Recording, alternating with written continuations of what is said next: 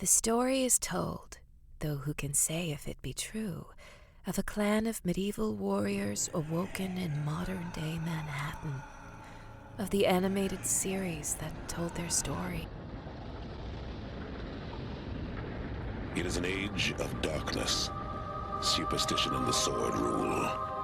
It is an age of fear. It is the age of gargoyles. Welcome to Voices from the Eyrie, a Gargoyles podcast. Hello and welcome to Voices from the Eyrie, a Gargoyles podcast. I'm Zach Joyner, webmaster and executive producer of the Spidey Dude Radio Network. Thank you for listening to the show. This show is powered by Spidey-Dude.com. It's part of the general network that powers it. You can support this show if you like via patreon.com/SpideyDudeNetwork. You can also leave us a voicemail, 818-925-6631. We'll play that voicemail in a future episode. We also like to get emails every once in a while. Be sure to leave us an email if you like, gargoylesvoices@gmail.com. Follow us on social media. At Spidey Dude Network on Facebook is the general network Facebook page.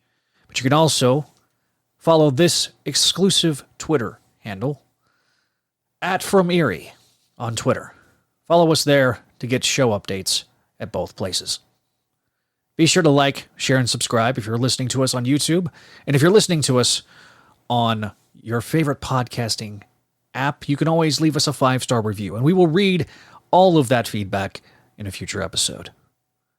Want to give a shout out before we get started also is to our patrons, Scott and Vinkman. Thank you for your support of this show and all the shows on the Spidey Dude Radio Network.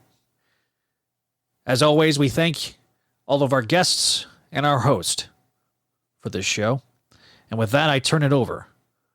Welcome back, Gargoyles fans. As usual, I am Greg Weisman, and I'm being joined by my partner in crime, co-host, and in 3 days from recording, birthday girl, Jennifer L. Anderson. Hey, everybody. And also joining us once again is the supervising producer and co-creator of Gargoyles, the writer of the SLG comic book, and the voice of Commando Number 2, Mr. Greg Weisman. Hi. How is everybody doing? I want to once again wish Jen a very happy birthday. You know, a German friend of mine told me that it's bad luck to wish somebody happy birthday before their birthday, and I had never heard that before. And now suddenly all my birthdays make so much sense.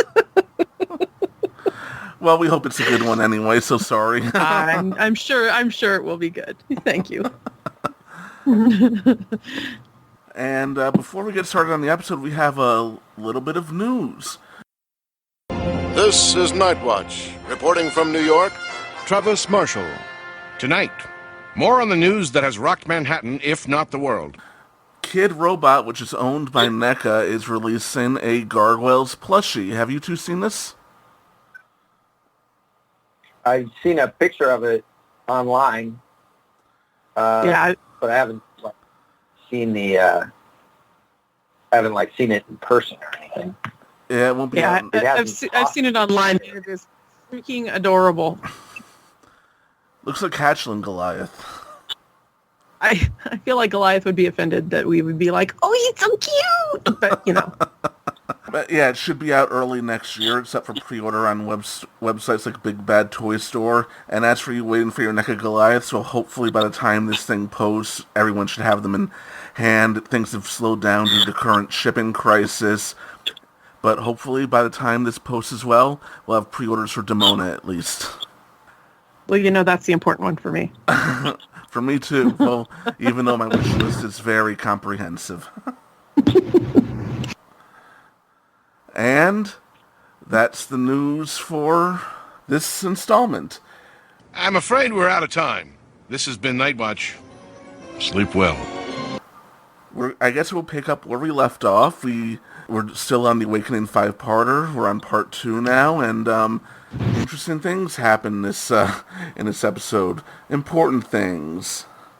I mean, only moving from one century to another and across a continent. But before we really dive into that, I was looking at some old documents, and Greg, I think it's very interesting that you portrayed the Magus as this young sorcerer. You don't usually see that too often, especially since in some of the earlier documents it looks like in earlier drafts of the outline he was a doddering old wizard whose powers were waning. I think that was back in the comedy development. I don't feel like we really played him that way ever. And once we switched over to a drama, we wanted him to be a serious antagonist. But yeah, we did end up making him younger than we had originally planned. And it worked out, I think. Very interesting character. Yeah. Yeah. First of all, I have a weakness for anybody with white hair, so the love-hate thing I had going on with the Magus was pretty epic. But he was, I think, having him more of a contemporary to the princess, worked really well. Yeah, I mean, we felt pretty good about it. And, it gave us someplace to go with him for later episodes, which I'm sure we'll discuss down the road. Mm-hmm. And then the scene where the trio and Bronx come out of the rookery and find their clan shattered is just as heartbreaking as Goliath finding them. And the funny thing is that I've noticed I don't even think they really had time to grieve. All of a sudden they were on the move to avenge them. Yeah, well, I mean, if I woke up and my whole family was dead, I'd be on the move to avenge somebody too. True, grieving comes later. And we get an interesting scene at the Vikings camp, and Hudson gets his sword. It's a very quick blink and you'll miss it moment. It really is, and it was not meant to be. It was incredibly frustrating, and on top of it, if you look carefully, it's the wrong damn fucking sword. The sword he winds up getting from the Viking isn't the one he winds up with for the entire rest of the series. And it was one of these moments where, for whatever reason, even though Frank and I called it probably 2 or 3 times, both in the storyboard and in the animation, getting that beat was really tough. Another beat that was really tough, was really important to me, is we'd seen Broadway in episode 1 when the Vikings first attack. He sort of stops to eat, and then, okay, he's in the middle of eating, and some Viking comes by, so he bops him on the head. Sort of comedic beat. And I really wanted to contrast that here, so I wanted this moment where he flies down, and we think he's doing the same thing. He's just going to eat, but he is just, in essence, weaponizing that turkey leg. And they had him eating again. And we're like, no, he can't eat here. They're like, he's the one who eats. I'm like, I know he's the one who eats. He can't eat here. This is too serious. We want to have the audience. So they're like, okay, so we won't pick up the turkey leg. I'm like, no, we want the audience for a second to think that this guy's a cliche who'd rather eat, than have revenge. But then we see that immediately it's not about the food, it's about the weapon. And it took us and that one we got, finally. It was hard. I don't know why it was hard, but it was just hard. I guess things got lost in the translation, and they just didn't want to do it. And another thing that we had to just really push through was Hudson getting his sword, not having it before then, because they kept, his main model had the sword on his belt. So even when he wasn't fighting with the sword prior to that moment, they kept putting it on his belt, sheathed on his belt. And we're like, no, he doesn't have it yet. Okay, now he has it. Oh, you've got to see him take the sword and keep it. Oh, it's the wrong sword, and we just ran out of time. It just wound up being the wrong sword that he grabs and then later he's got a sword. And in theory, that's the sword he took. But, that's the problem, of course, with watching these things years later is that all I see are the mistakes. Well, which hopefully the audience isn't focusing on, frankly. Well, I'm glad you got the Broadway scene right, because that's the sort of thing that would have turned fans against the character very early on, and it would have been hard for him to come back from that. So I'm glad they eventually got it right. I hope it wouldn't have turned him on it, but it definitely would have lost that nuance of his character. And so we, on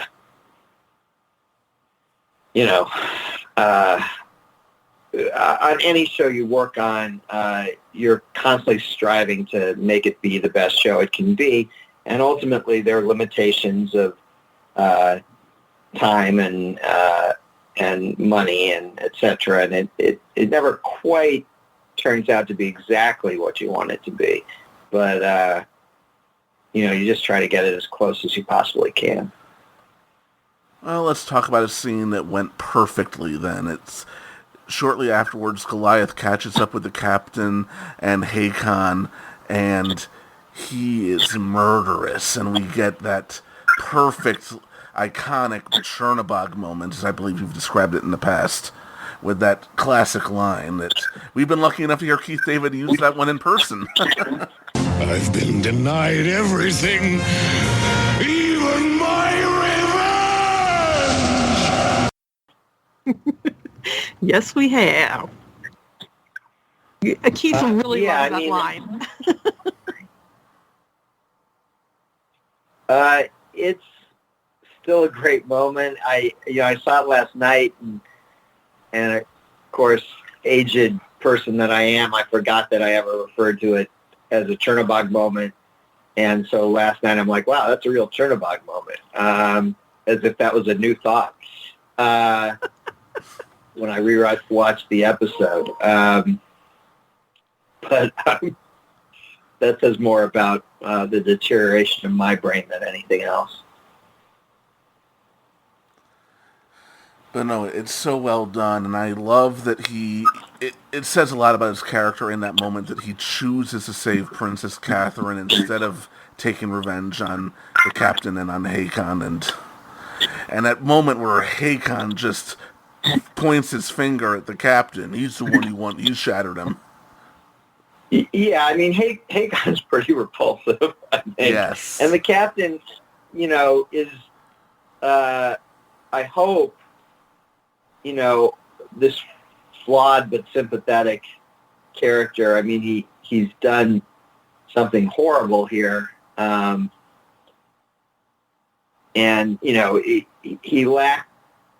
he had the courage to betray the castle and didn't have enough courage to do what he needed to do to keep the gargoyles safe based on his own plan. But, you want these characters to have these shades of gray and to have, the range from Hakon on the one end to Tom, the little boy, on the other end. So you've got, and then everything in the middle. I mean, I think, again, one of the moments here that's pretty chilling comes earlier than this when Goliath says, like a good hero, we will, find them, we will free the humans, all good, and we will have our revenge. And you're like, what? This was not a typical Saturday morning hero. He is sitting there talking about revenge in quite a murderous manner. And that's what we were trying to do, is show that, Goliath's not perfect either. He's not Superman, or even Batman. He's a guy who is setting out for revenge. And we weren't trying to present that as a good thing. We were just trying to present him as real.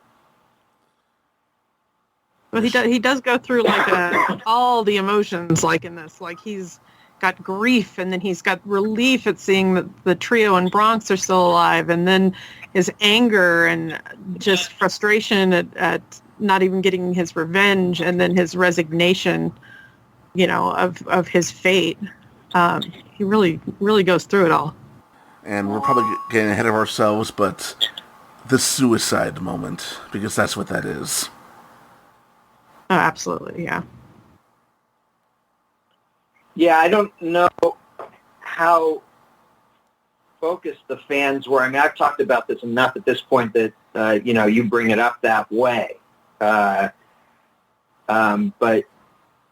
the key thing for me is that that was not in our original story. We had some Byzantine reason why the Magus offers this to Goliath. Like, look, I can't bring your guys back, but I can put you in the same situation so that if ever they come back, you'll come back. And my boss, Gary Kreisel, actually said, that's not good. That's not right. Have Goliath ask for it.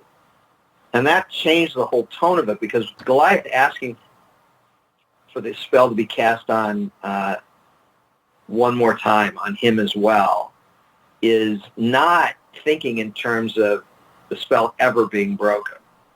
The conditions of the spell are so outrageous, till the castle rises above the clouds, you might as well be saying till kingdom come, which in essence is what the Magus thought it meant.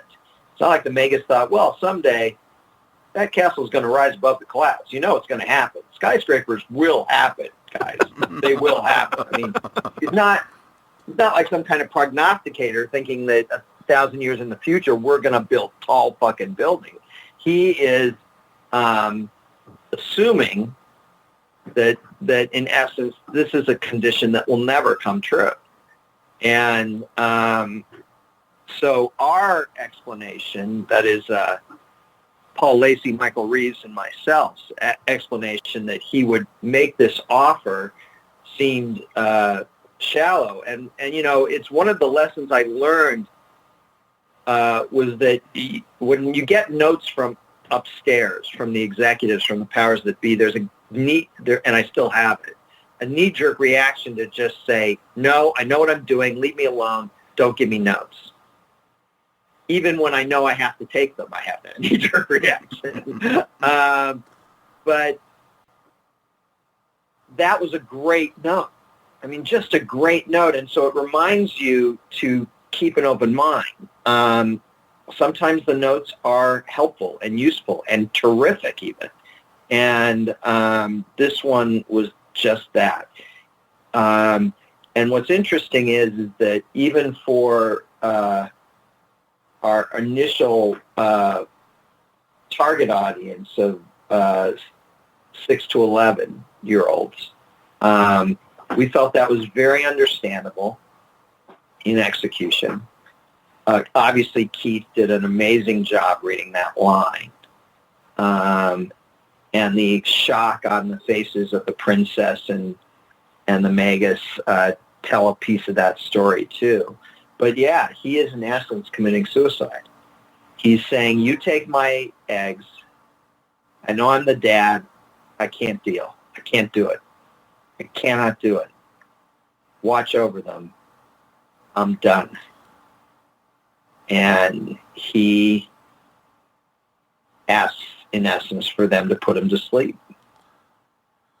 And permanently. He's assuming it's permanent. And when he wakes up, there's a real joy there because he's not waking up alone. For him, not much time has passed. He's been dreaming for 1,000 years, but that doesn't pass like real time. And so when he wakes up in 1994 Manhattan, before he's aware that he's in Manhattan or what year it is, he looks down from the top of the tower and sees, his mentor and the 3 young warriors and the beast, breaking out. And that is enough for him to want to go on. And he leaps down and is truly joyful. he could deal with the massacre of 95% of his clan. He's a tough guy, but he couldn't deal with the massacre of 100% of his clan. He couldn't be the only one, even with the eggs coming in, X amount of years. He couldn't be the only one. He wasn't strong enough for that, at least not back then. I've seen some people unjustifiably give him a little bit of crap in certain corners of the fandom for abandoning the eggs, but I often look at that and I think people who might say that just have, and on a personal note, no real true understanding of what depression can do to someone. Or extreme loss like that. Mm-hmm. I mean, was it the right call in the moment? Maybe not, but I understand why he made that call. And him trusting the Magus and Princess Catherine is also a huge step. I mean, he was obviously in grief, but I love the fact that they're showing huge signs of changing and regret. And Catherine had probably just seen Goliath at his outright scariest. I can imagine he went out of his way not to show that side of him to her when she was already afraid of him, and she still does a turn. Yeah, she takes a big turnaround in this. I remember... yeah, I mean... Go ahead. Go ahead. No, you go ahead. I've talked a lot. You go. I was thinking back to like when I first watched it, and what was I thinking and feeling back then, before knowing the whole story and everything. And I remember thinking, if the Magus is so damn powerful, why the hell didn't he just turn a bunch of Vikings into stone and we wouldn't have had to have this problem? He didn't. They took his book away from him. Well, I mean, I have the quote unquote Comic-Con answer for that, which is that the magic was aided by the gargoyles' own natural processes. That would have been a lot harder than what we depicted there. But that's the answer you give when you're William Shatner on Saturday Night Live trying to explain certain things. To get a life speech. Well, when in essence you don't want to give the get a life speech, you pretend that you've thought out every single permutation of everything, and so we do this on Young Justice. Back in the Gargoyles days, I didn't know to do this, but on Young Justice,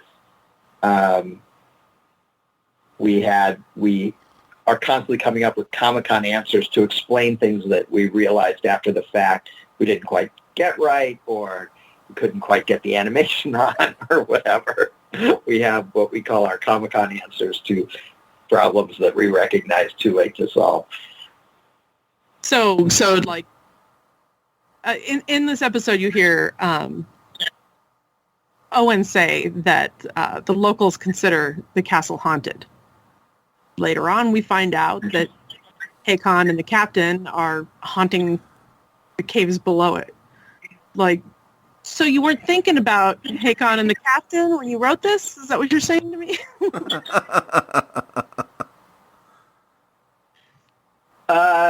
I'm saying that you're supposed to have that it all idea might have occurred to me, out. but I think it came. I think a lot of times Michael or one of the other writers would write something, and it would stick with me. The Emir, who comes up a little ways down the line, was like that, and this may have been another example of that. I can't honestly remember for sure, but it wouldn't surprise me if, again, that, I tried to pay attention to the scripts that we were churning out, and if there was something there that felt like a hook for something down the road, we began to plan for those things. But sometimes it was serendipity, and that's true on any show. Certain things you plan out in advance, and certain things you sort of discover along the way. I mean, we'll get to it, but the relationship between Xanatos and Fox was not something we planned not very far in advance, but it was something we discovered in making the show. And I can't remember about this one specifically, but it's very likely that this was another one where that one line stuck with me. And so later we went back and explored it. And you've already mentioned him. Let's formally meet him. We jump forward 1,000 years to, although I suppose at the time this would have been 1993 on your timeline when he showed up in Scotland, and we meet the man himself. He has an entire trope named after him, David Xanatos. Greg. The Xanatos Gambit. Yes. Greg, tell us about the development of this guy. Well, I mean, we didn't call it the Xanatos Gambit back then. We just called them Xanatos tags. Michael Reeves and Frank Parr and I, we would just talk about them as, let's do these tags where we reveal what was really going on from the point of view of our villain. Xanatos, I'm proud of, I think we talked about this a couple episodes back, but I think he is a really unique villain, or at least was back then. I was determined, and again, I don't want to make it sound like it was all me. It wasn't. It was me and Michael and Frank, and ultimately a bunch of other people as well. But I was determined as one of the showrunners that David not be petty, not be mean, not be revengeful, though we could play that as a villainous trope that then he would, thwart, surprise us by not really being that guy who. And the thing about villains is that when Xanatos, when Coyote, and then you find out it's Xanatos under the helmet, is acting all vengeful, you buy into it because, of course, he's vengeful. He's the bad guy, right? And then you find out, no, first off, wasn't really him. It was just a robot that looked like him. And second off, he's not like that at all.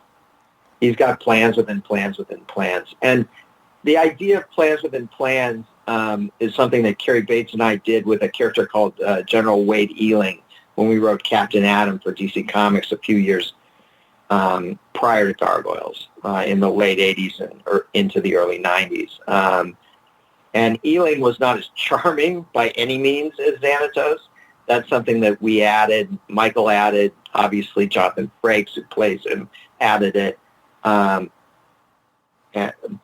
that idea of, hey, there's a plan A that you think is what the villain's all about, and then you come to find out, no.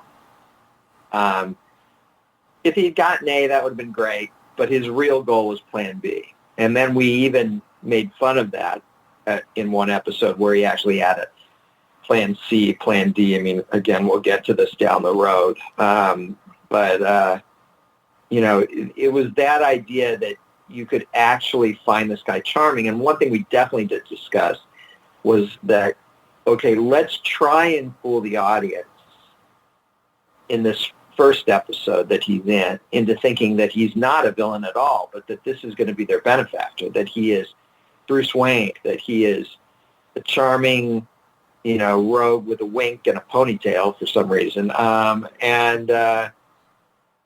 it was the 90s. It was the 90s, yeah. And that he, was going to be their buddy. And there's one moment when they're inside the castle and he's telling them about how much time has passed and what happened to the eggs and how he's got the Grimoire and what it told him and sort of explaining it, where he gets this one sort of look on his face that drives me crazy still because I'm like, oh my God, that one look is telegraphing that he's sneaky. And again, it became this sort of minor fight between us and Walt Disney Animation Japan because they're like, but he's sneaky. We're like, we know that. we don't want to reveal that yet. Oh. And so they tone it down, but not, to my mind, enough. And ultimately, that look stayed in the show. I think you more or less slide by it. But I think the battle that follows, where he clearly seems to be on the gargoyle side, and the gargoyles are helping him, and he's getting, banged up a little by the commandos who are attacking and stealing something from him. I think that helps a great deal to let you forget that look. But there's that one look, and again, 20-some years later, almost 30 at this point, often what I see is not the best parts of the show, but the parts that made me nuts then and still make me nuts today. I'll admit, when I first saw it back in the day, I was a little bit suspicious of him. I remember thinking, I hope he's on the up and up. I mean, because he was just sending out mostly positive signals, but a few sneaky signals kind of came through as well, which I chalked up to you playing fair with your audience. I mean, you've been doing throughout the show. I mean, also that line of his, pay a man enough and he'll walk barefoot into hell. Never heard anything like that in a cartoon like this. That was pure Michael Reeves. I love the line, don't get me wrong, but I can't take any credit for it. That was absolutely Michael wrote that line in, and I remember reading it and going, yeah, there's no way this is going to get through. And then it did. And of course, the excuse for it getting through is that he's not cursing. He's talking about hell as if it's a place. It's a biblical reference or something along those lines. It's not him cursing. If he'd been cursing and using the word hell as mild an epithet as that is, certainly relative to how I've been talking today without thinking about it, it occurs to me. It's all right. We don't care. It still would never have gone through as that, but it was able to go through as written because it's not a curse word. It's in essence a discussion of a mythical place, and but I wouldn't have even thought to try. And Michael put it in, and I thought, well, let's give it a shot. I figured it'd get shot down. It didn't, and I was very glad. But yeah, that was absolutely a Michael Reeves line. And it's one of the most memorable moments of the entire show. People quote it all over the internet whenever he comes up. Yeah. So I'm glad he got that in there. And like I said, I thought you were playing fair with the audience. I mean, looking back, I remember noticing that he leans against the table and talks to them. When he shows up at the castle, he goes straight for Goliath. He's just fascinated by him. And I remember thinking he has to know something. And when we get to the castle, to New York City, and he's standing on the top tower watching Goliath, and I just remember thinking he has to know what's up. And also, in retrospect, when he says, "Don't disappoint me," I have a feeling that line is him directing potential frustration if this doesn't work to his currently unseen business partner, who we'll get to later on. I think that's a fair interpretation, although I'll be honest, I don't think that was what was in my head anyway. I think that I was, in fact, thinking that he's talking about not Goliath specifically, but this phenomenon that he's expecting to have happen here. He's clearly paid a fortune for it, and I think he can justify it even in failure if he has to. If it doesn't work, he has the coolest penthouse ever. Exactly, but it's a lot of money, and he is expecting something out of that, out of that money, and fortunately for everybody, he gets what he wants.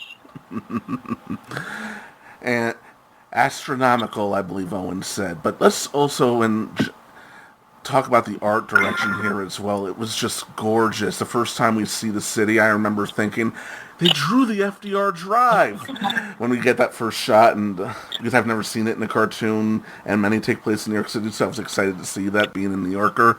And that first shot of the building itself, I mean, that building is gorgeous, and it just it sums up the aesthetic of the series right then and there, the ultra modern with the medieval.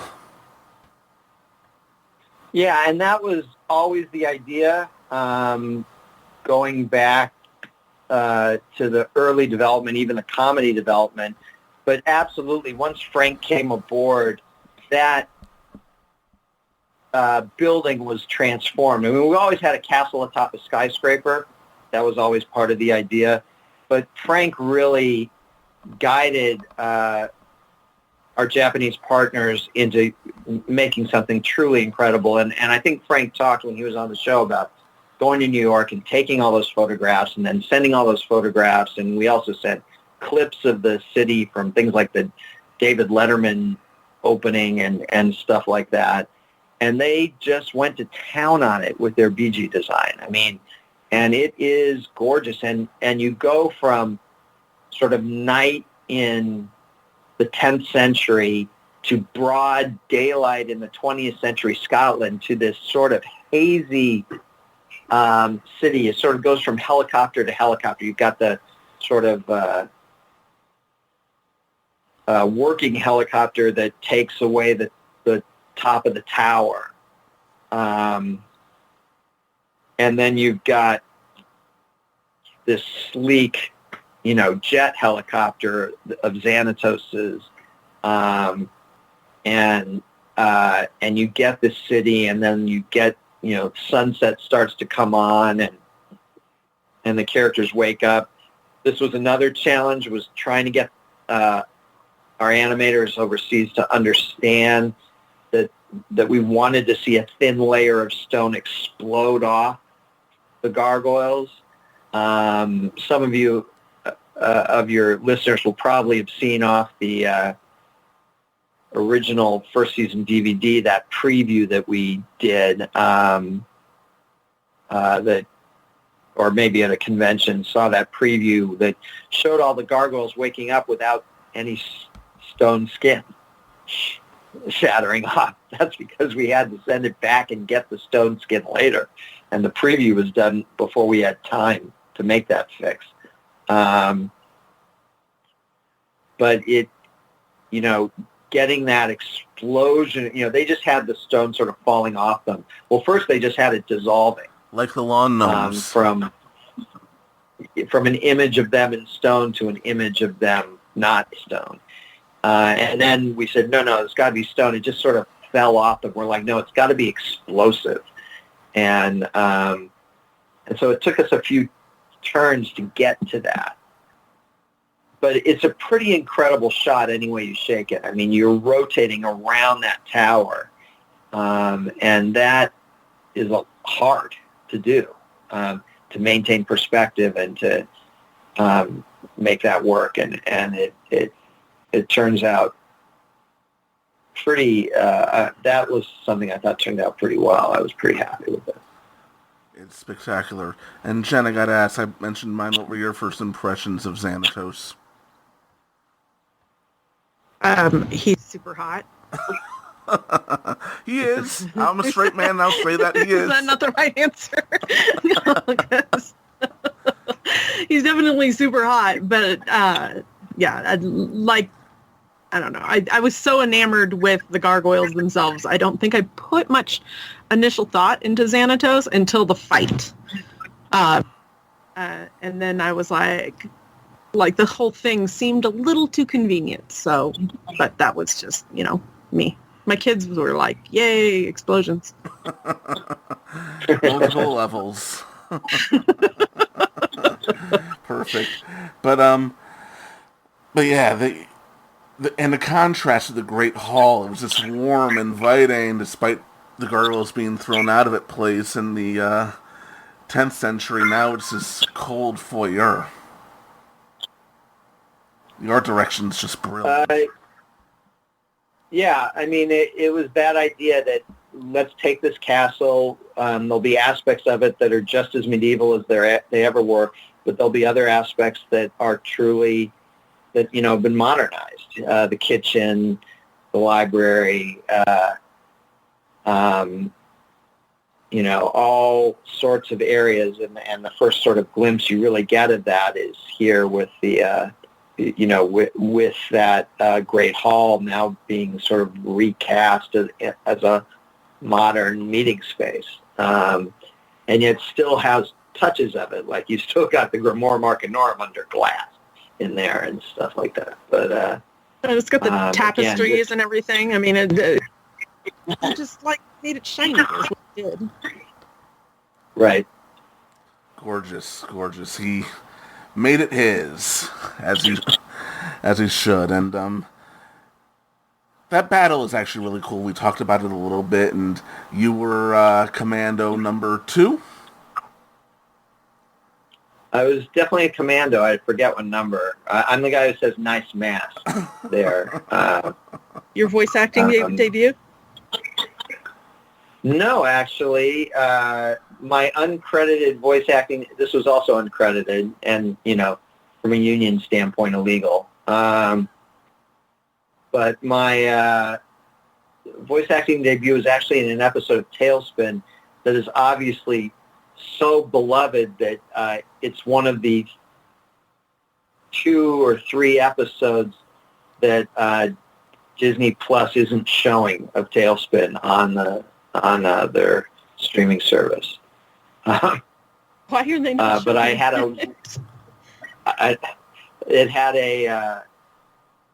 a one-line role as a panda saying, "Father, the rockets aren't working," talking to his dad, who also was a panda. I would hope so. And that was, I guess, my voice acting debut. It was on Tailspin. And so this was my second shot at it. Years later, I joined SAG, and on Spider-Man, I joined SAG, and now I regularly do voices on my own shows. I'm the only one who hires me. Don't understand why. I'm fantastic, but no one else hires me.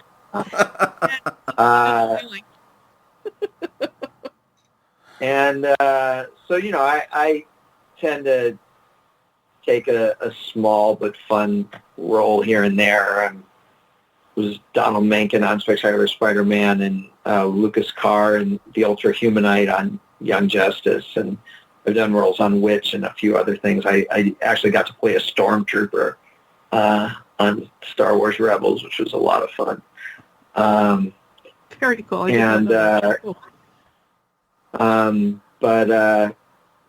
Back then I wasn't SAG, so I think what it really amounted to is that we just sort of realized we had a gap here, and we needed someone to rush in there and get behind the mic and say it. And we shouldn't have done it. It's not allowed.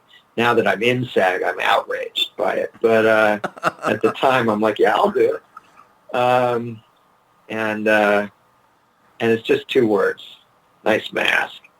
It was getting the sarcasm, actually, that we had. I don't remember who it was, but we asked some actor to do it, and they kept saying it like sincerely, like, "Wow, that's a great mask." Wow, that's a really cool mask you got there, buddy. Nice mask. That's a nice mask. And we're like, no, it's got to be sarcastic. And they're like, "Nice mask," and we're like, "No." And Jamie and I are in the control room, and we're like astounded that this otherwise fantastic performer can't seem to get what we're getting at here. And so we just pretended we had gotten it from him, and then I ran in there and did it after he was gone. Nice. We have small claims to fame. I guess that's one of them. Maybe. I don't know. That was sort of our, it's a fun battle, it's long, actually, screen time-wise. It's a very long fight. And, the gargoyles do pretty well considering they're up against automatic weapons and concussion grenades and smoke bombs and helicopters, all this crap they've never even imagined before, let alone seen. But we tried to use it to sort of illustrate things about the gargoyles, about how they fight, about their biology even. So you get this moment, how many times have you seen Batman knock off a roof and he grabs a flagpole on the way down and swings himself back up? So I really wanted to play that moment, which is in there, where Goliath is falling and he grabs a flagpole, but he's so heavy that it just yanks the flagpole off and he keeps falling. And he has to drop the flagpole and then use his claws to arrest his descent. And we knew that there'd be a group of people watching the show who's like, he's got wings. What is the problem here? And they'd have to wait an episode for the explanation to that. But he climbs back up because seemingly this was the one night across all of the year 1994 and 95 into 96 when there was no wind in New York, no currents that he could glide on. You're establishing the rules. It's okay. Well, that was the kind of thing we had to establish the rules, so we did it there, and we wanted to do it there so that by the time we got to the next episode, without spoiling too much, the audience would already at least have a sense of this. We'd been consistent the way we'd played it. But yeah, I mean, that beat when he grabs the flagpole, that was, again, one of these moments that I'm like, this is part of what's showing how these guys are different. Or, showing Lexington's character by, Hudson sees the helicopter and thinks it's a dragon. In fact, he's positive of it. He says, oh, it's a dragon without a doubt. And Lexington's like, no, that was some kind of machine. I don't know how it works yet. But that was clearly a machine. So we wanted to show Lexington's sort of savant-like tech abilities starting to shine through, even at this early date, at least relative to the others. But we also, dropping that line about the dragon is something that, again, I've always wanted to pick up on. Like we talked about the castle being haunted. That line about the dragon is something I've always wanted to pick up on, and we've never quite gotten around to it yet. Fingers crossed. Here's hoping. But wait, I have a question. Why did we decide that they can't fly? Why did we decide they were just going to glide and not actually fully fly? Do you want the honest answer, or do you want me to? I'm going to guess probably easier to animate, but... No, not at all. It was much more difficult. Honestly, it was more difficult to consistently play that as gliding and not flying. We'd constantly have to keep the background moving behind them. They couldn't hover, for example. If you can't fly, you can't hover. It was harder to do it that way. But the truth is that it was a Kenner decision. Kenner Toys was our partner, and their interest in the show, that is the money that they were paying Disney, is part of what paid for the show. And they wanted to have vehicles because vehicles are the high price point. You spend X amount of money for action figures, but where you really make your money is on the vehicles. So, and I'm sure we'll get to this story down the road too, they wanted a gargoyles helicopter, and a gargoyles this, and a gargoyles that. And we're like, guys, that makes no sense. They can fly. They have wings. They can fly. And my boss, again, Gary Kreisel, sort of sat me down and said, they can glide. They can't fly. And I'm like, Gary, and he's like, listen. He said, you're thinking that I am bending to the toy company, and I'm making you bend to the toy company. And I'm like, yeah. And he's like, and that's true. But if they can fly, it makes their lives easier. If they can only glide, it makes their lives harder. And again, this dumb, young 30-year-old, eyes open wide, and I'm like, oh, yeah. And so they can only glide. They can't fly. It was a huge pain, animation-wise, to make them only able to glide. But it helped us with story all over the place. And again, you don't want heroes who are so powerful that it's hard to beat them. You want your heroes, no matter how powerful they are, to in some way have qualities that make them underdogs. And this was one that allowed us to do that. And again, I fought it for a long time. And then once I was convinced, I embraced it thoroughly, enthusiastically. But initially, I was not on board with it at all. And so, I was kind of a pain in the ass about it until Gary sort of explained to me why it wasn't just a toy thing. It was a character thing that was going to help us. But, we learn lessons as we go. And it's good to know that even executives sometimes have great ideas, because I feel they often get a bad rap, often for good reason, but this is 2 great ideas from Gary Kreisel within the course of this recording. I mean, terrific. And then we get that scene afterwards where Xanatos gives the big "trust me" line, and I'll admit, maybe this is me reading too much into his character design. I've never seen this one asked before, and Bob Klein isn't here, and I know he designed Xanatos originally, but usually when you see these CEO types like Lex Luthor or Norman Osborn, they're in these power suits and ties. I kind of feel like Xanatos not wearing a tie kind of has a disarming effect.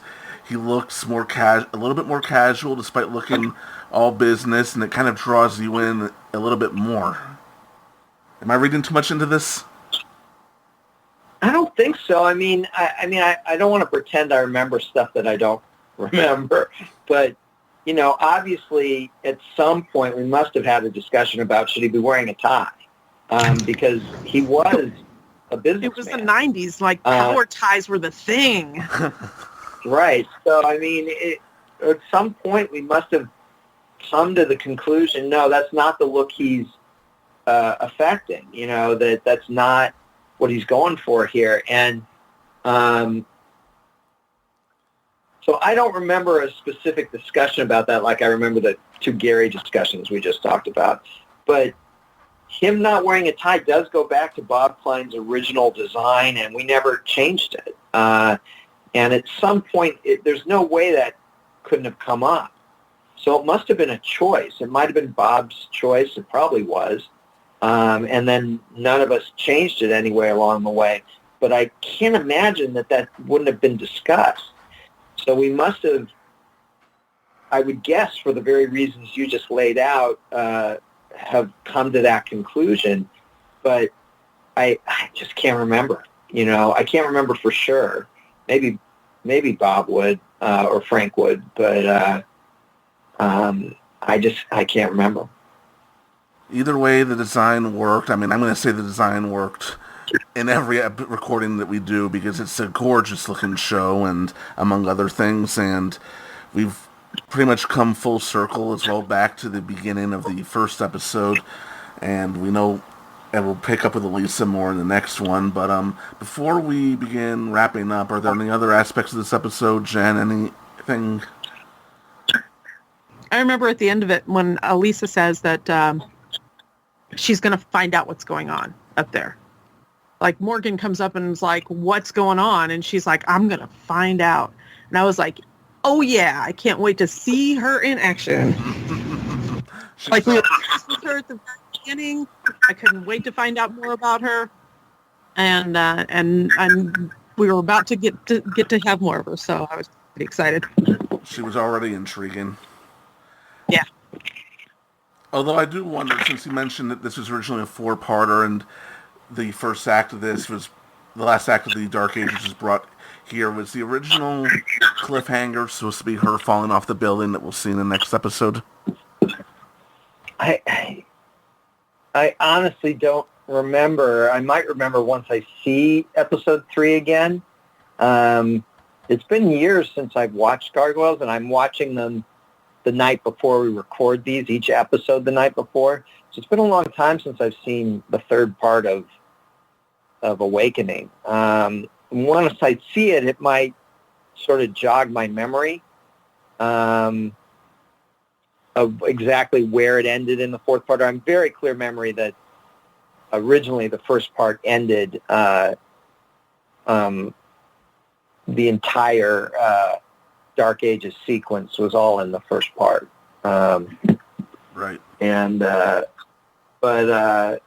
that in essence, Act 1 of the second part would have begun with Xanatos arriving at the castle in modern-day Scotland, or 1994 Scotland by today's standards. But I can't quite remember where it was supposed to end. And maybe watching part 3 will jog my memory. Or, maybe it won't. We'll see. Either way, we're having a good time, I hope. 50-50 chance. Yes. Well, I think we've covered part 2. We've got 3 more parts in this pilot, this very ambitious, beautiful pilot. And, Jen, do you have anything you want to plug? Nope. Not a dang thing. I'm busy working on some stuff that I'll be able to post later, but right now, I'm probably by the time that people hear this, probably not. But if you want to support me and you like stickers and artwork, go to heyasput.com and check it out. That is the greatest URL in the history of the internet. And Greg, do you have anything you would like to plug? Not quite yet. I mean, soon. We've got 18 episodes of Young Justice Season 4, Young Justice Phantoms in the can, and 6 more in post, and the last 2 are still being animated. But I don't yet know, I know it's going to be on HBO Max, but I don't yet know the date that it's going to premiere, so I can't sort of say, hey, tune in such and such, because I just don't know when. My guess is that there'll be some promotion for it at DC Fandom on October 16th, but I don't even know what they're going to show at Fandom for us.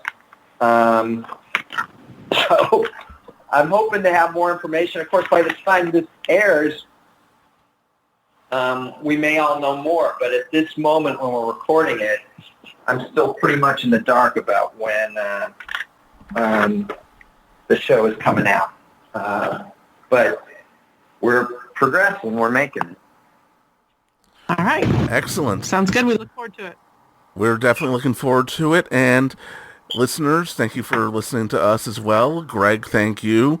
Jen, thank you. Great partner in crime, the best partner in crime. The Demona to my Xanatos, although I'm really probably the Owen to your Xanatos.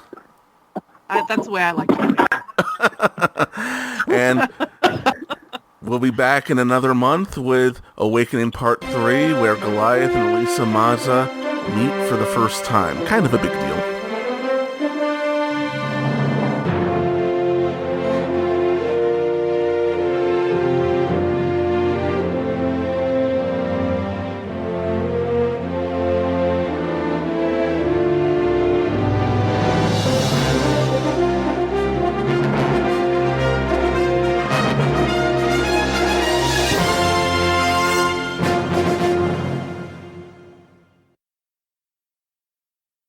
Pay a man enough, and he'll walk barefoot into hell.